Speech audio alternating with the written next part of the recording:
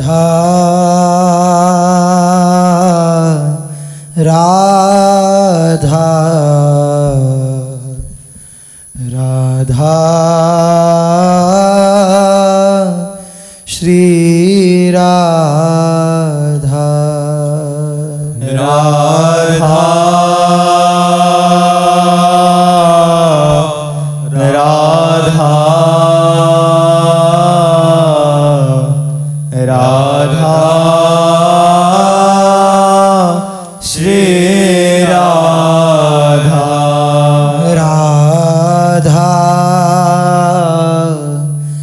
राधा राधा श्री राधा राधा राधा राधा श्री राधा सच्चिदानंद रूपाय विश्वोत्पत्त्यादि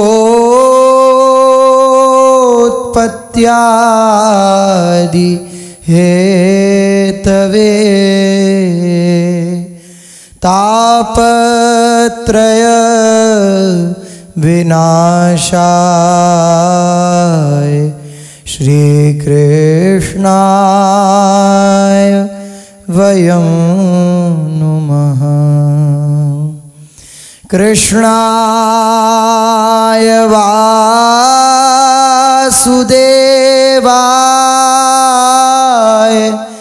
हरये परमात्मने प्रणतः क्लेश नाशाय गोविन्दाय नमो नमः। रसघन मोहन मूर्तिं विचित्रकेली महोत्सवोल्लसितं राधाचरण विलोडित रुचिरशिखण्डं हरिं वन्दे। राधा चरण विलोडित रुचिर शिखंडं हरिं वन्दे। श्री राधा वल्लभ लाल की जय।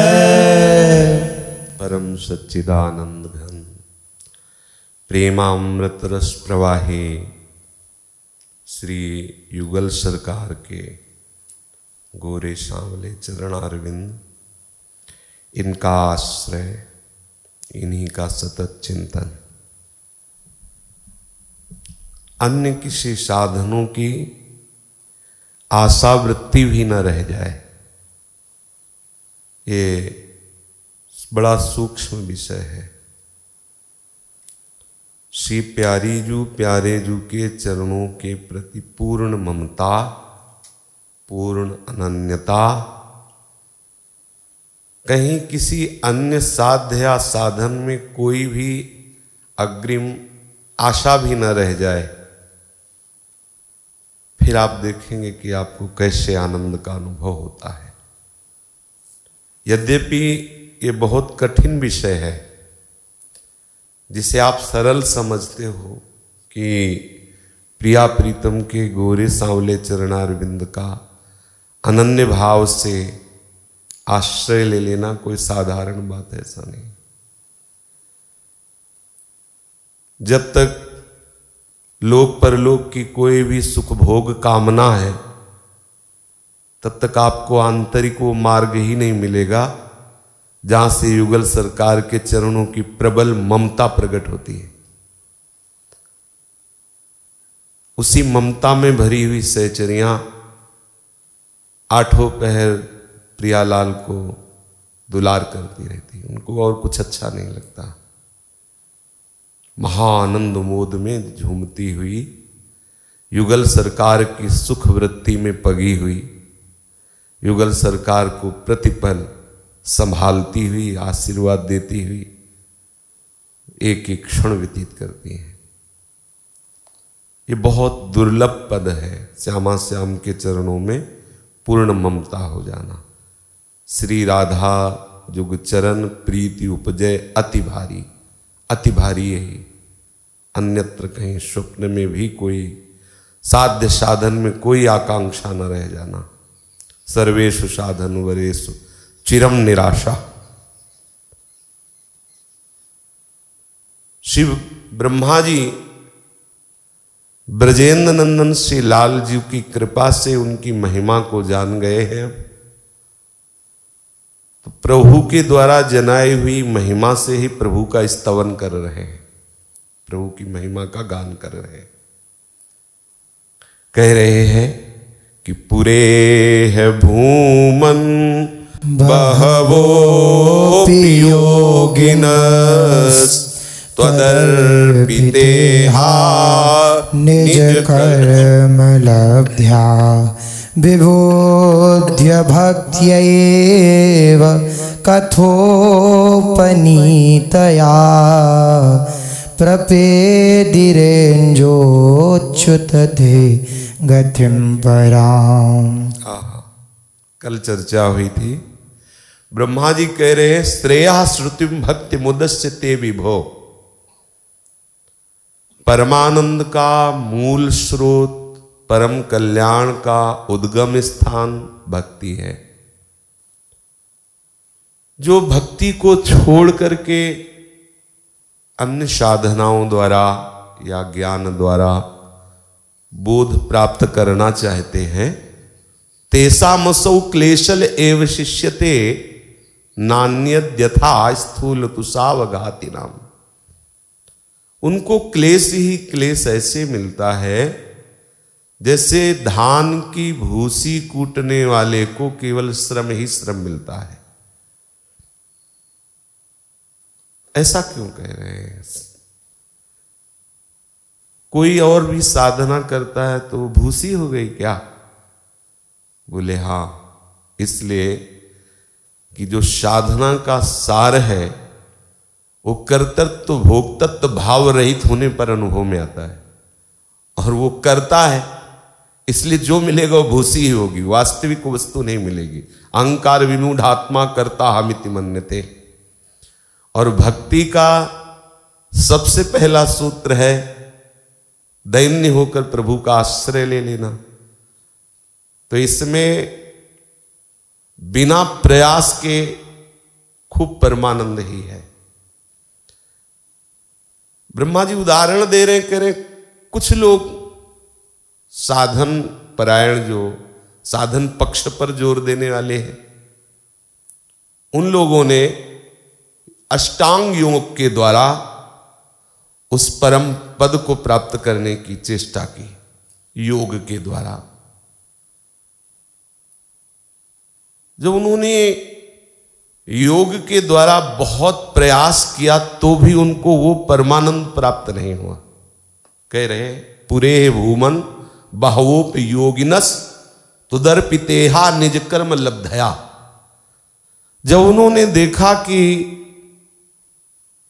योग के द्वारा भी हमको वस्तु की प्राप्ति नहीं हो रही, तो इसका मतलब हमारा योग हुआ ही नहीं। जैसे जब हम योग का शब्द उच्चारण करते हैं तो हमारी दृष्टि अष्टांग योग की तरफ जाती है। आसन, प्राणायाम, प्रत्याहार, ध्यान, धारणा, समाधि आदि। लेकिन परमानंद की अनुभूति के लिए जिस योग की आवश्यकता है वो योग प्रभु प्रदत्त है, वो कोई क्रिया नहीं है। प्रभु कहते हैं तेषाम सतत युक्तानाम भजताम प्रीति पूर्वकम तो ददामि बुद्धि योगम तम येन मामुपयांते। मैं वो योग प्रदान करता हूं अगर देहाभिमान रहित होकर के प्रिया प्रीतम के चरणों का, गोविंद के चरणों का आश्रय नहीं है, तो गोस्वामी जी कह रहे हैं जोग कुजोग ज्ञान अज्ञानु जान है राम प्रेम प्रधानु। वो जोग कुजोग है। ब्रह्मा जी स्वयं महायोगी हैं। पूरे भूमन बहवोप योगिनस, बहुत से योगियों ने प्रयास करके देखा वो अंतिम परमानंद की, जहां किंचन मात्र दुख का लेस भी नहीं, उसे कहते हैं आत्यंतिक परमानंद। जब उसकी प्राप्ति नहीं हुई तब उन्होंने उपाय असली ढूंढा। भगवत प्रेमी महात्माओं के संग से ये बात समझ में आई, त्वदर्पितेहा निज कर्म लब्धया। अब इस शरीर से, मन से, वचन से जो भी होगा वो सब गोविंद के लिए होगा। कर्म समर्पण, समर्पण। विबुद्ध भक्त्यैव कथोपनीतया प्रपेदेरे जोच्युत ते गतिम पराम। बड़ा कष्ट सहकर योग से जो उनको प्राप्त नहीं हुआ, मन वचन कर्म से प्रभु के शरणागत होकर के उनकी प्रसन्नता के लिए वो कर्म करने लगे, कर्म समर्पण वृत्ति से, तो उन्हें स्वाभाविक स्वरूप का ज्ञान प्राप्त हो गया। ज्ञान के लिए वेदांत नहीं पढ़ना पड़ा और बड़ी सुगमता से वो योग की वो आत्यंतिक परमानंद की स्थिति में पहुंच गए, जिसे परम पद कहते हैं। अन्य आश्रय लेकर जब थक जाता है जीव करते करते, तो उसकी अंतिम गति यही है, श्री कृष्णा शरणम मम। दुर्वासा जी के हृदय में किसी भी तरह से परमानंद की कोई कमी थी क्या? ब्रह्मबोध संपन्न महापुरुष है। पर जब अम्बरीश जी के हृदय की बात आती है और उससे देखा जाता है तो लगता है कि कुछ कमी थी। तप के द्वारा, योग के द्वारा, ज्ञान के द्वारा परिपक्व थे, पर प्रेम की दैन्यता वो अम्बरीश जी की कृपा से ही उनमें आई। जब सब जगह भटके, यहां तक कि श्री हरि ने भी कह दिया कि हम भक्त पराधीन, अगर तुम्हें सुदर्शन के ताप से बचना है तो एकमात्र अम्बरीश जी के चरण पकड़ो जाके। ये है दैन्यता। नहीं तो प्रभु सर्वसामर्थ्यशाली है, लेकिन ये प्रेम दैन्यता केवल केवल प्रभु के भक्तों के संग से, केवल केवल प्रभु की भक्ति से प्राप्त होती है। इसलिए ब्रह्मा जी कह रहे हैं योग आदि का प्रयास न करके प्रभु के नाम रूप लीला धाम का आश्रय लेकर के प्रभु की भक्ति के द्वारा स्वाभाविक स्वरूप का बोध हो जाता है, संसार से वैराग्य हो जाता है, भगवत चरणारविंद में अनुराग हो जाता है।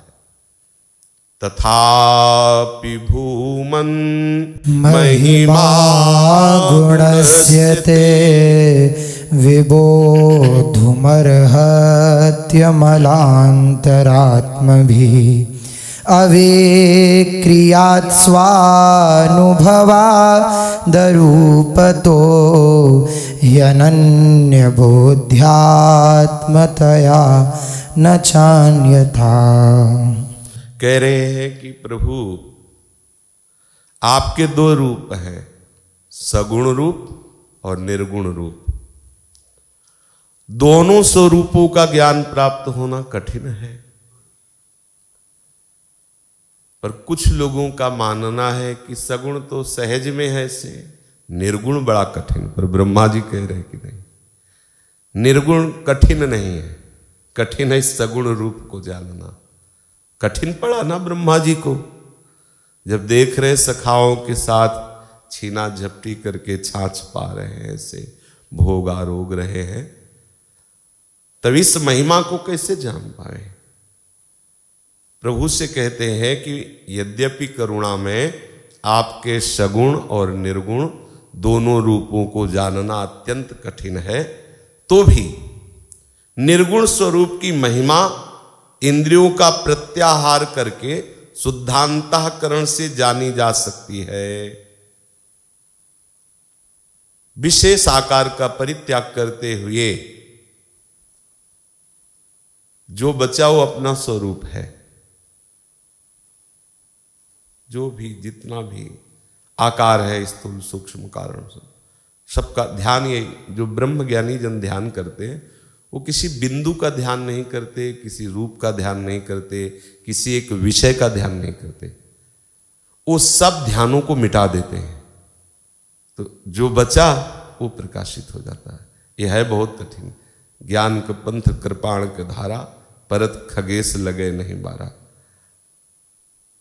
क्योंकि बहुत अभ्यास करने पर जब अंतर्मुखी इंद्रियां हो जाएं, निर्विषय इंद्रियां हो जाएं, देह भाव रहित होने लगे, तब धीरे धीरे उसके हृदय में ये सामर्थ्य आती है। नहीं तो कहीं न कहीं कोई न कोई वृत्ति प्रपंच का आश्रय लिए रहती है। वो बिना ब्रह्मबोध संपन्न गुरुदेव की कृपा के ये ब्रह्मबोध नहीं होता। जिसे इतना कठिन कहा जा रहा है, ब्रह्मा जी कह रहे हैं वो सरल है। निराकार का ज्ञान प्राप्त करना सरल है, लेकिन प्रभु ये जो आपका नंद नंदन रूप सगुण रूप है, इसकी महिमा का पार पाना बड़ा कठिन है। मान लो सत्यम ज्ञानम अनंतम नित्यम अनाकाशम परमाकाशम, इसकी महिमा जब पढ़ेंगे आप तो आपकी श्रद्धा प्रबल हो जाएगी। और जब ये रूप देखेंगे कि एक ब्रज युवती खड़ा करके उनको और गोबर की टिकियां लगाती जाती है गाल में और उतने छपरा गोबर डालती है, तब कैसे जानोगे कि वही ब्रह्म सत्यम ज्ञानम अनंतम नित्यम अनाकाशम परमाकाशम? कैसे? जब यशोदा मैया छड़ी दिखा रहे हैं तो वो रो रहे, भाग रहे, विकल हो रहे, थोड़ी सी छाछ दे देते तो राजी हो जाते हैं, नाचने लगते हैं। कैसे कोई इस स्वरूप की में बड़े बड़ों को भ्रम हो जाता है। उसी बात को लेकर ब्रह्मा जी कह रहे हैं। इसलिए प्रभु मैंने तो समझा है कि आपके इस सगुण रूप की महिमा का पार पाना बहुत कठिन है। कह रहे अगुण रूप जो है तुम्हारा, तासु ज्ञान को लहे उदारा। सगुण रूप तब गुण बहु भारे, लहे न कोई वेद उचारे। गुणातीत तव रूप अनुपा, इंद्रिय जाने सुख रूपा। अब वो बता रहे हैं कि सगुण रूप को आप कैसे जान पाएंगे, सगुण रूप का परिचय कैसे प्राप्त कर पाएंगे प्रभु का? तो बोले गुणात्मनस्ते गुणान् विमातुं हितावतीर्णस्य कैशिरेस्य, कालेन यैर्वा विमिताः सुकल्पैर्भूपांसवः खे मिहिका द्विभासः। पहले इतनी बात समझ ले कि पृथ्वी के रजकण भले कोई गिन सकता है, आकाश से गिरती हुई बूंदें भले कोई गिन सकता है, ओस के कण भले गिन सकता है कोई, लेकिन श्री कृष्ण की महिमा का कोई पार नहीं पा सकता। पहले मूल में इतना समझ लेना चाहिए। भगवान ब्रह्मा जी कह रहे हैं कि वो परिश्रम बहुत जन्मों तक स्मृति रख के हर बार जन्मे हर बार गिरे, बहुत जन्मों तक एक एक परमाणु, एक एक ओश बूंद, एक एक वर्षा की बूंद का भी वो आकलन कर ले तो भी वो कृष्ण महिमा का पार नहीं पा सकता। अगर कृष्ण महिमा का किसी को अनुभव करना है, स्वयं भगवान सच्चिदानंद श्री कृष्णचंद्र जी जगह जगह अपना रहस्य बताते हैं कि अगर हमको पहचानना है, हमको जानना है, हमको पाना है, तो एक ही उपाय है, अपने चित्त को मेरे में लगा दो, अपनी वाणी को मेरे में लगा दो, अपने मन को मेरे में लगा दो। पूरी गीता जी, पूरे सिद्धांत इसी में भरे हुए हैं। अगर आपकी जिह्वा से भगवान नाम नहीं चल रहा है तो आप चाहे जितना प्रबल कोई और साधन कर लीजिए, आप हमारे प्रभु की महिमा को नहीं जान सकते हैं। आज तक जितने भी महापुरुष हुए हैं, सबने नाम बल से ही प्रभु को प्राप्त किया है, नाम बल से। बिना नाम के आप नामी का परिचय नहीं जान सकते हैं। ये देखना चाहिए कि सुखद दुखद परिस्थितियों में नाम छूटता तो नहीं है, देखना चाहिए। जानते हो आनंद कब होता है? जब भीषण कष्ट है, शरीर के किसी भी अंगों में कहीं भी कोई शांति नहीं नजर आ रही, और फिर भगवान नाम मधुर मधुर चल रहा है, तो जानते होता है हो गया, विश्राम हो गया है। इसके शरीर के प्राप्त करने का जो लाभ है वो मिल गया है, क्योंकि भगवत स्मृति एक तार चल रही है। बस इतनी ही खास उपलब्धि है। चाहे जितनी सुखद परिस्थिति हो या दुखद परिस्थिति हो, नाम चल रहा है कि नहीं, ये आपको देखना होगा। करुणा करके प्रभु बीच बीच में देते रहते हैं, कभी सुखद परिस्थितियां देते हैं और कभी दुखद परिस्थितियां देते हैं। अपने लोग इतने प्रमाद से युक्त रहते हैं कि हम ये जांच नहीं कर पाते कि सुखद परिस्थितियों में कितना विस्मरण हुआ और दुखद परिस्थितियों में कितना विस्मरण हुआ। जांचना चाहिए, यही हमारी कसौटी है और यही हमारी सिद्धि है।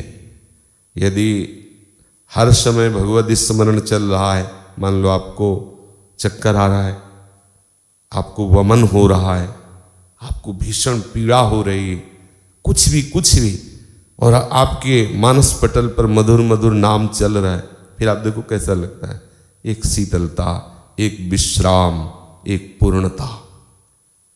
और अगर नाम छूट गया दुखद परिस्थिति या सुखद परिस्थिति में, फिर आपने किया क्या अभी तक? पकड़ तो यही थी ना, इन्हीं दिनों के लिए तो थी भाई। अच्छा पंखा चल रहा है, व्यवस्था है, खा रहे पी रहे, 2-4 माला जप रहे हो तो बात अलग। लेकिन हम जो अभ्यास कर रहे थे, जैसे बहुत से रुपए लगाकर सैनिक को पूर्णतया अस्त्र चालन में और सब में परिपक्व किया जाता है, काहे के लिए? बॉर्डर पे लगना है, बॉर्डर पे वहां दुश्मन के सामने आपको अपनी सारी कलाएं दिखानी है। ऐसे ही हम लोग भगवत पार्षद हैं। हमको जो गुरुजन, शास्त्रजन, संतजन पोषित कर रहे हैं, तैयार कर रहे हैं, वो इन्हीं भारी से भारी विपत्ति, भारी से भारी अपमान, भारी से भारी क्लेश की स्थिति में नाम न छूटे इसलिए तैयार कर रहे हैं। देखो तैयार हुए ठाकुर हरिदास जी तो 22 बाजारों में मार कोड़े कैसा, पर एक बार भी नहीं कहा कि कृष्ण ये क्या कर रहे हो, नहीं कहा हरि बोल हरि बोल हरि बोल। ऐसा किसी भी महाभागवत के चरित्र को उठाकर देख लो, ये हमारी कसौटी है कि नाम नहीं छूटना चाहिए। कैसी भी परिस्थिति आवे, चाहे कोई मित्र का सानिध्य हो या शत्रु का, चाहे दुखद परिस्थिति हो या सुखद, हमारे प्राण प्रीतम के नाम का विस्मरण नहीं होना चाहिए। यहां रुकना चाहिए, देखना चाहिए कि आप इस कसौटी पे हैं, देखना चाहिए। यदि नहीं है तो जो अखाड़े पे उतरे हो तो फिर दांव पेच सीखो, काहे को प्रमाद स्थिति में जीवन डालोगे? क्योंकि आएंगे भाई, ऐसा तो नहीं है कि सदैव एक जैसी स्थिति बनी रहे, सब दिन होत ना एक समान। कभी ऐसी भी परिस्थिति आ सकती है कि जो हम सोच नहीं सकते, तो उस समय हम नाम जप कर सकते हैं कि नहीं, ये अभ्यास हमें करना है। पुराने महात्माओं से जब हम एकांत में कभी वार्ता करते थे तो देखते थे 2-2 दिन 3-3 दिन वो रसोई से भोजन नहीं लेते थे। गंगा किनारे जैसे जब रुके तो पूछते थे क्या स्वास्थ्य खराब? बोले नहीं। फिर वो बताते थे कि हम ये अभ्यास कभी भूलना नहीं चाहते जो पूर्व किया है, कि अगर हमें 3 दिन भोजन न मिले तो हमारे भजन में कोई फर्क नहीं पड़ेगा। इस अभ्यास की पुष्टता के लिए उपस्थित होने पर भी 2-2 दिन 3-3 दिन कुछ नहीं, ऐसे ही गंगा जल लेके रह जाना। कितने सावधान हैं वो कि ऐसी कोई दुखद परिस्थिति आवे तब हम कैसे नाम का स्मरण कर सकेंगे। हमें चाहिए कि हमारी स्थिति में नाम को पकड़ें, सतत नाम जप। नाम हमारा विश्राम है, नाम हमारा इष्ट है, नाम हमारी सिद्धि है। तो इसको पकड़े रहो। निरंतरता नाम की अगर छूटती है तो क्यों छूटती है, किन बातों में छूटती है, किन परिस्थितियों में छूटती है, उसको देखिए, उसका अभ्यास कीजिए। किन्हीं भी संतों के चरित्र को पढ़ के देखो, उन्होंने लड़ाई लड़ी है, लड़ाई लड़ी है। सबको एक महाभारत लड़नी होती है, सबको श्री कृष्ण को सारथी बनाना होता है अंदर, और ये युद्ध करना ही होता है। और ये आंतरिक युद्ध है, और इसमें विजय श्री उसी को मिलती है जिसने श्री कृष्ण को अपना सारथी बना लिया है। अगर कोई सोचे बिना युद्ध किए विजय प्राप्त कर ले तो विजय श्री सिंहासन पे स्वरूप में स्थित हो जाए तो संभव। हमारा यही विजय प्राप्त करना है। हम हर समय नाम जप, हर समय नाम, उठते बैठते चलते फिरते हर समय नाम जप। एक क्षण के लिए भी हम प्रमाद स्थिति में ना जाए, नहीं तो बहुत पुराना जो विषय सेवन का अभ्यास है वो अंतराय कर देता है।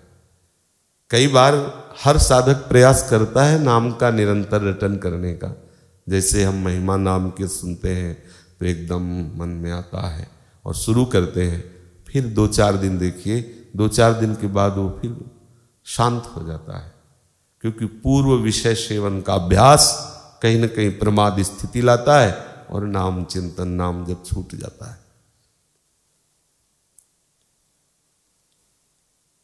प्रभु की महिमा का, प्रभु के स्वरूप का, प्रभु की लीला का उसी को अनुभव होता है जो क्षण क्षण में बड़ी उत्सुकता के साथ, बहुत कृपा है हमारे ऊपर, बहुत कृपा है, तत्तेऽनुकंपां सुसमीक्षमाणो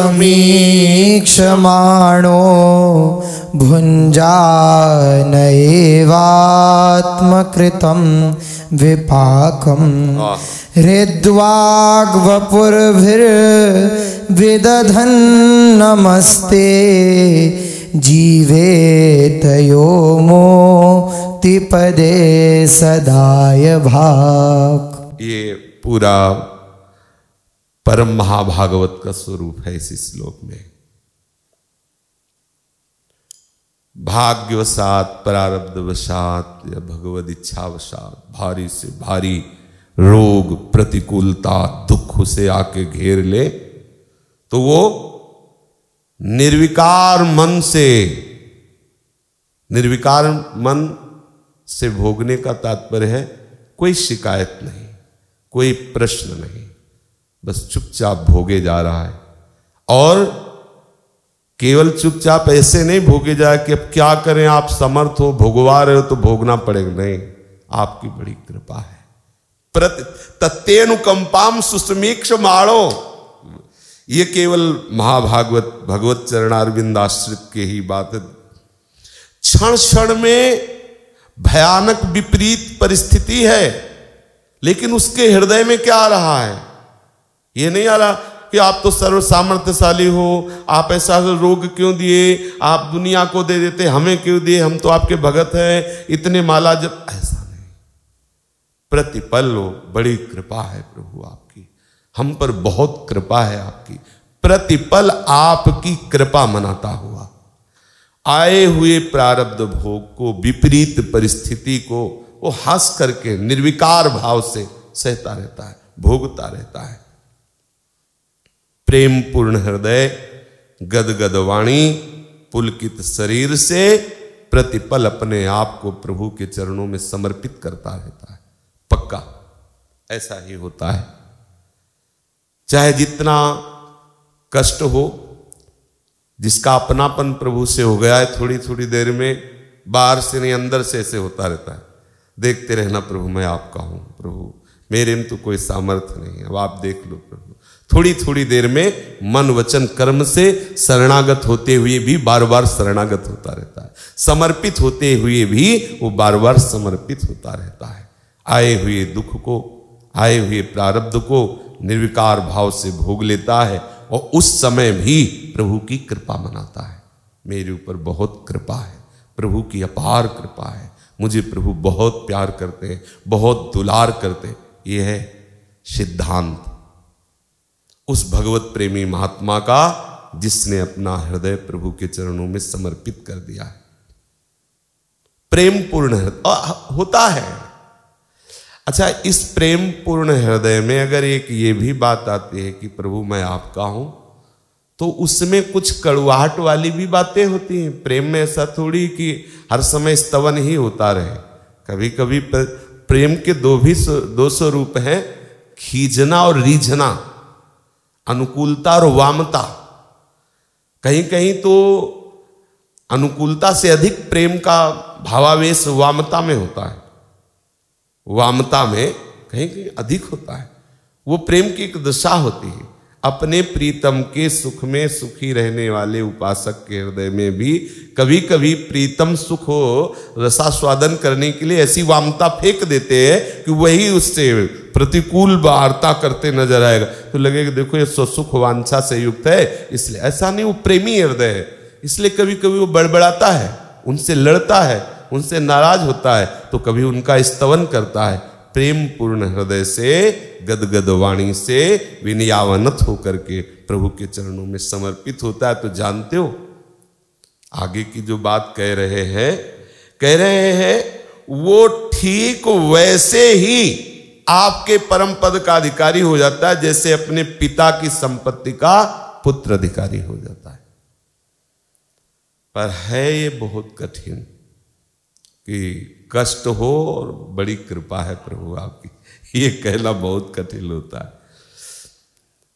प्राण जब व्याकुल हो, शरीर पीड़ा में हो, बुद्धि शिथिल हो, कोई पास न हो, और उस समय भगवान नाम जब चल रहा हो और गदगद कंठ से पुकार रहा हो, हे कृष्ण आपकी अपार कृपा है।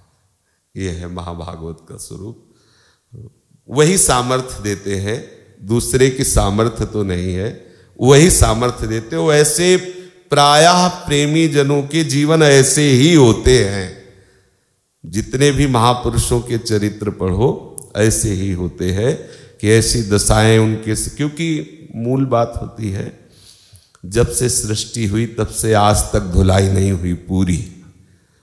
अब जाना है प्रीतम के घर तो पूरा ठीक से स्नान यहीं हो जाना है, तो इसलिए अनंत जन्मों की परतें जमी है सब।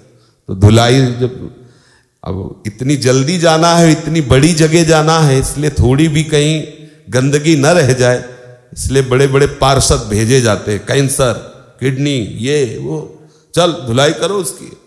हाँ, हमने सोचो भाई जी महाराज जिनकी रोम रोम से युगल नाम चल रहा है, भाई जी महाराज हनुमान प्रसाद पोद्दार जी, अंतिम में ऐसी स्थिति थी कि जवान सूख गई थी, पपड़ी पड़ गई थी, कैंसर होने के कारण बूंद पानी नहीं रखा। मान लो एक सीमा होती है हर रोग की, ऐसी भयंकरता, ऐसी कष्टप्रद स्थिति।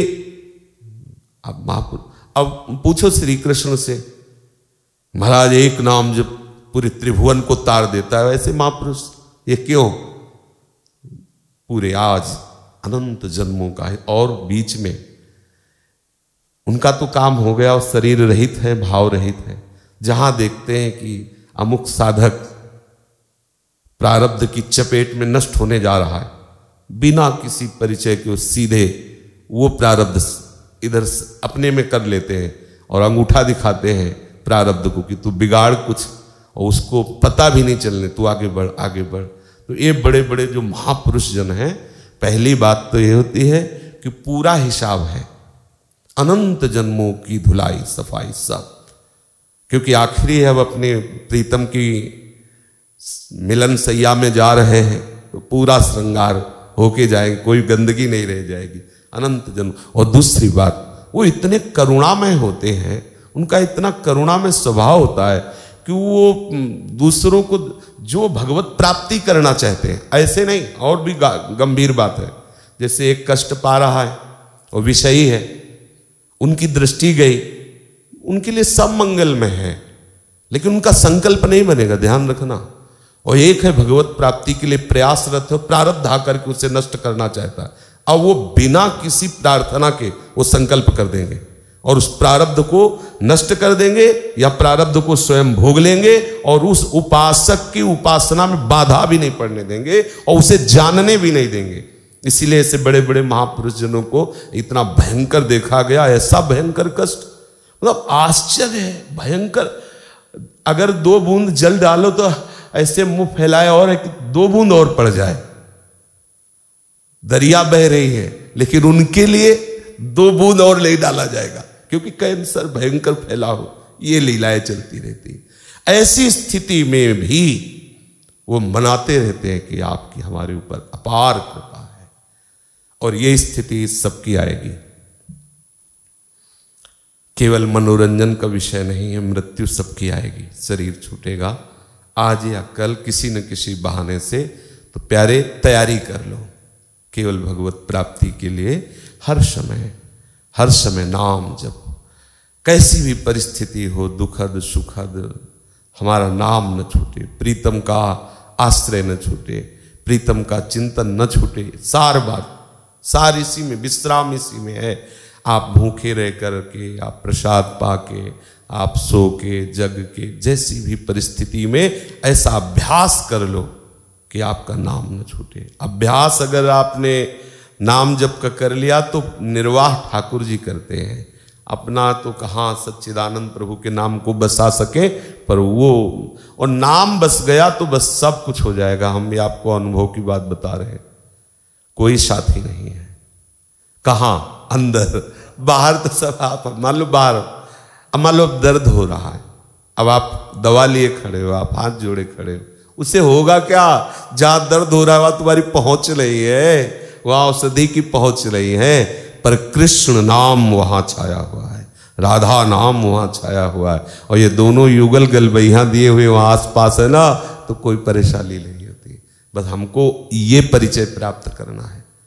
बाहर से आपको रुपए से ढक दिया जाए, औषधियों से ढक दिया जाए, तो भी आपकी जो मानसिक पीड़ा है वो शांत होने वाली नहीं, और भयंकर कष्ट परिस्थिति है। और प्रिया प्रीतम मुस्कुरा करके वही है जहां आप देख रहे हो कोई नहीं, वही वो प्रिया सच्ची मानना, सच्ची मानना। इसीलिए सत्संग किया जाता है संतों का, कि वो बात देखो, कुछ तो है कथानक रूप और कुछ है जो व्यथा है हमारी, वो हम आपको बताते हैं। उस जगह कोई नहीं है, कोई आपका सहयोगी नहीं, न कोई डॉक्टर, न कोई औषधि, न कोई सलाहकार, न कोई व्यक्ति। वहां केवल गुरुदेव भगवान के द्वारा दिया हुआ नाम और आराध्य देव। इसलिए सतत नाम जप के द्वारा, मंत्र जप के द्वारा प्रभु को अपने हृदय में इतने निकट ले आओ कि हमें किसी अन्य की वृत्ति न रह जाए। कोई हमारे समीप बैठे, हम बीमार हैं, हमसे बात कर ले, ऐसी आकांक्षा न रह जाए।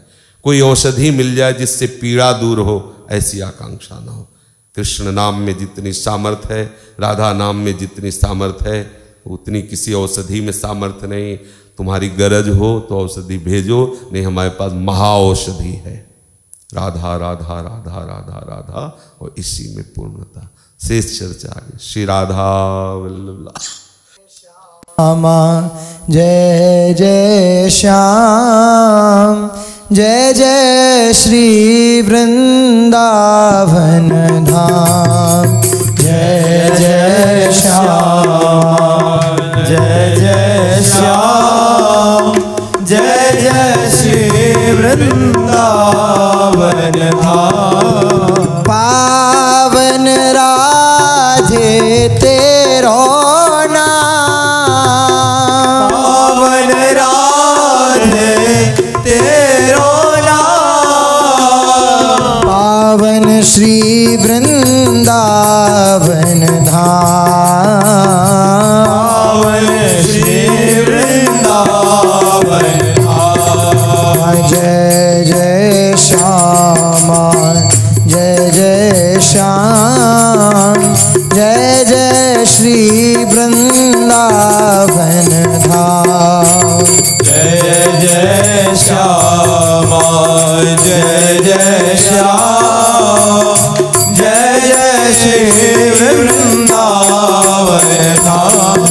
राधा राधा राधा राधा राधा राधा राधा, राधा राधा राधा राधा राधा राधा। श्री राधा राधा राधा राधा राधा राधा राधा, राधा राधा राधा राधा राधा राधा राधा। श्री राधा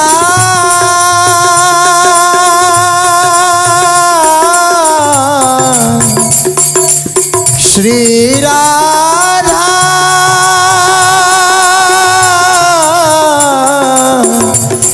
श्री राधा